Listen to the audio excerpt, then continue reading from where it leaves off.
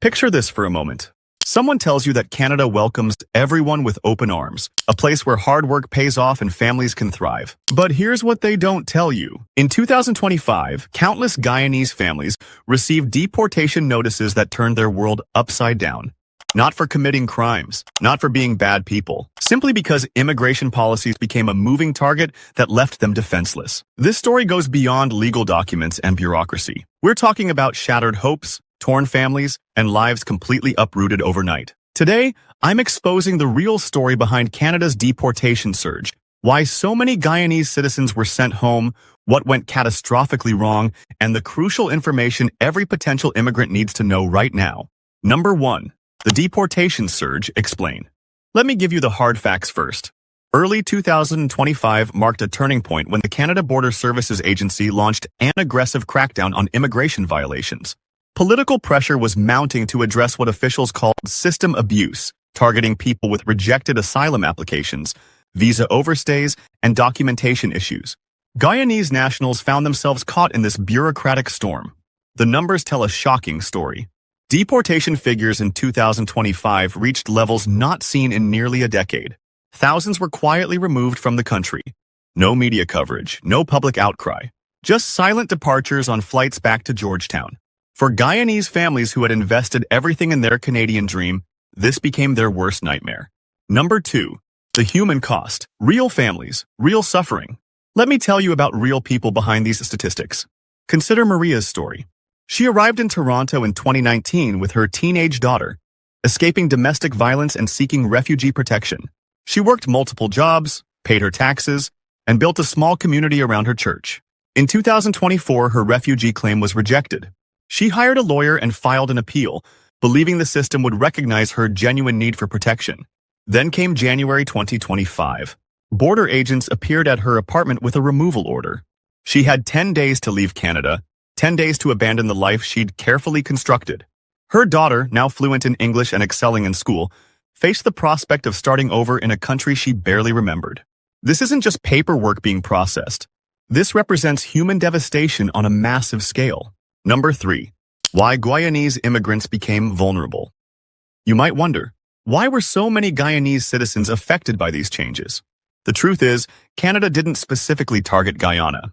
However, many Guyanese immigrants fell into high-risk categories that immigration authorities prioritized for removal: expired work permits that weren't renewed in time, unsuccessful refugee applications with lengthy appeal processes, minor criminal charges that triggered inadmissibility rules, documentation errors, or incomplete application materials. Here's what's truly troubling.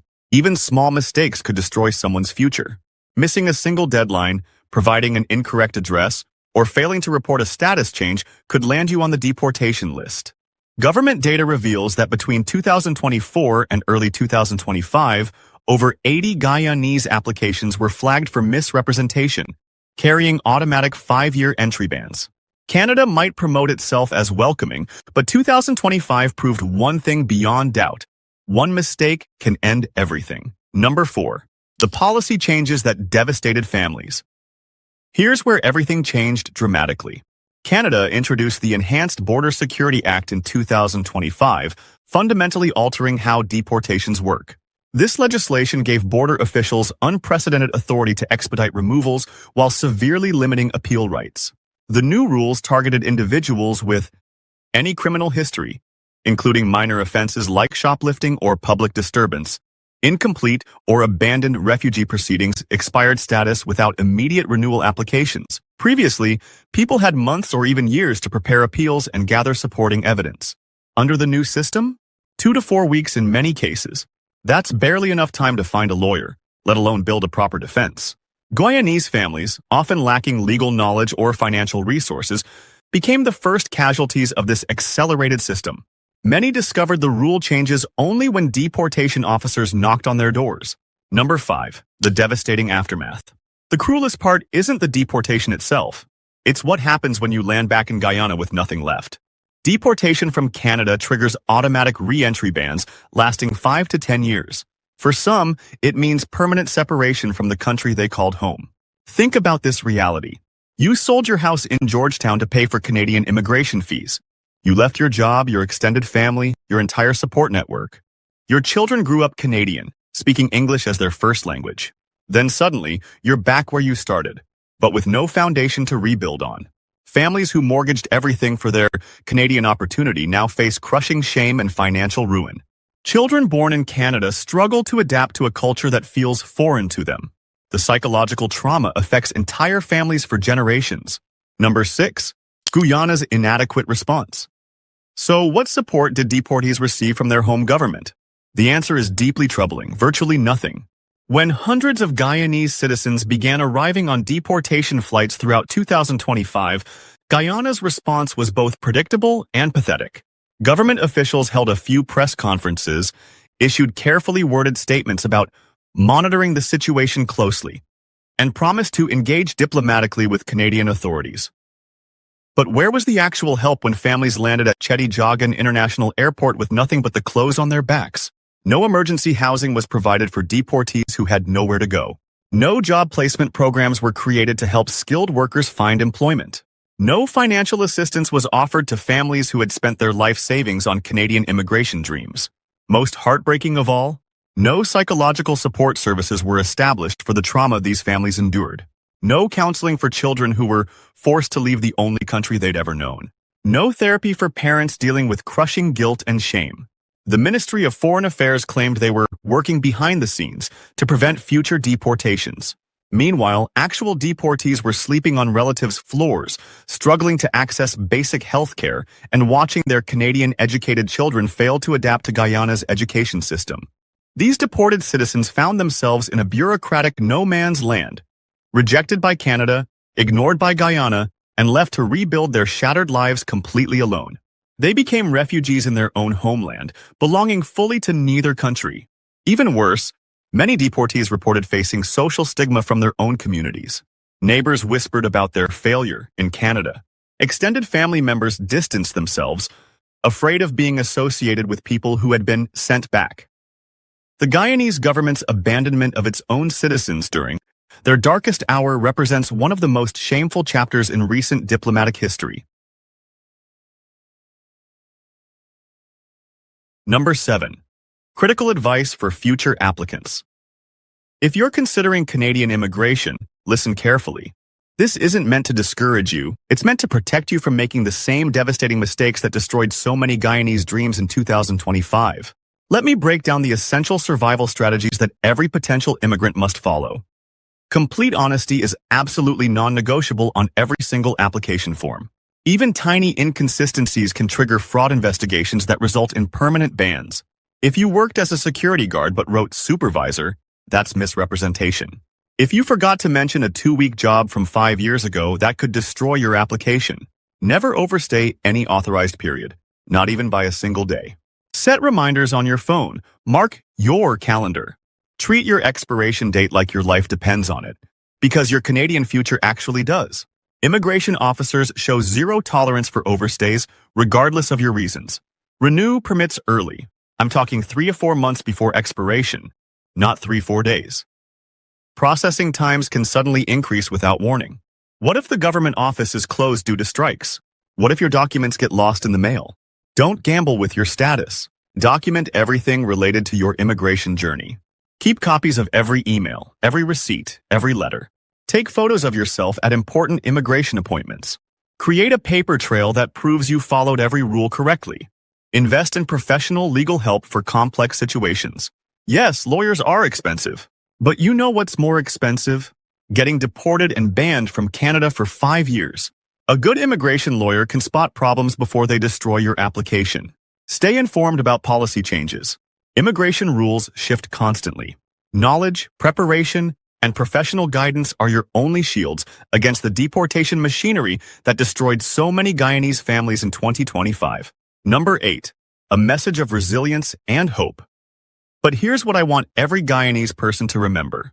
This story isn't about giving up on your dreams. It's about pursuing them intelligently and safely. We are descendants of people who survived the brutal realities of colonialism, who endured decades of economic hardship, who weathered political upheaval and natural disasters that would have broken weaker communities. Our resilience runs deeper than the Demerara River, and our determination burns brighter than the Kayatur Falls. We can navigate these immigration challenges too, but only if we approach them with wisdom instead of wishful thinking. Look, I understand the desperation that drives people to take shortcuts.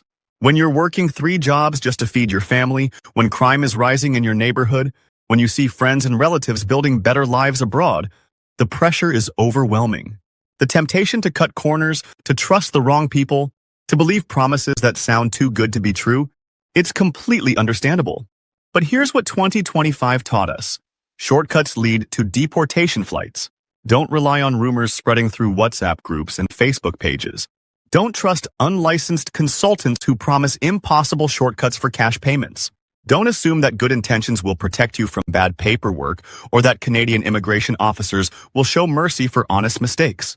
Educate yourself like your family's future depends on it, because it absolutely does. Read official government websites. Attend legitimate immigration seminars. Ask the right questions from qualified professionals, even if those conversations cost money up front. Invest in proper legal guidance when facing complex situations. Yes, immigration lawyers are expensive. But you know what's more expensive? Watching your children cry as border agents escort them to a deportation flight. Support each other through legitimate means. Share accurate information. Recommend qualified professionals. Help newcomers avoid the mistakes that destroyed previous generations of immigrants. Your dreams matter too much to leave them to chance, and your family's future is too precious to gamble with unqualified advice. The path to Canadian immigration success is longer and harder than the shortcuts promise, but it's also much more likely to actually get you there safely. To everyone watching this video, whether you have family currently living in Canada, you're in the middle of planning your own immigration application, or you've personally experienced the devastating trauma of deportation, I want you to know something important. You are not invisible. Your struggles have real value. Your stories deserve to be heard and understood. Even when government systems fail you, even when politicians ignore you, your voice still carries tremendous power to create change and protect others. We must continue sharing these experiences, not to spread fear, but to spread life-saving knowledge. Every person who hears about Maria's deportation, about families torn apart by policy changes, about children forced to leave their schools and friends, those stories can prevent the next tragedy. We must keep each other informed about rule changes, policy updates, and legal developments that affect our community. When one person discovers important information, sharing it broadly can save dozens of families from making the same mistakes.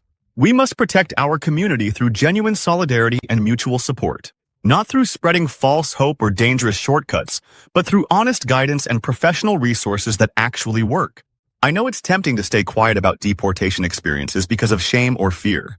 I understand why families don't want to admit their Canadian dreams were shattered. But silence is what allows injustice to flourish unchallenged and unchecked. When we speak up, when we share our real experiences, both the successes and the failures, we create a protective shield of knowledge around our entire community. Together, we are stronger than any policy change. Together, we can learn from 2025's devastating mistakes. Together, we will ensure that future Guyanese immigrants have the knowledge and support they need to build lasting, secure lives in Canada. Like this video if it opened your eyes to the harsh realities of Canada's 2025 immigration crackdown and helped you understand what really happened to Guyanese families. Share your own experiences or those of people you know in the comments below. Your story could be the warning that saves someone else's family from deportation. Comment. And let me know. Do you have friends or relatives who were affected by these deportations? What questions do you have about protecting yourself from immigration violations? Subscribe and hit the notification bell for more brutally honest immigration insights, real stories that mainstream media refuses to tell, and critical updates about policy changes that could affect your future. Save this video to your immigration research playlist. You'll want to reference this information when preparing your own applications or advising family members. Someone who needs to see this information, whether they're planning to immigrate, currently in Canada, or know someone who might be at risk. Remember, knowledge shared is power multiplied. Every person who watches this video and learns from these mistakes is one more family that might avoid the heartbreak of deportation.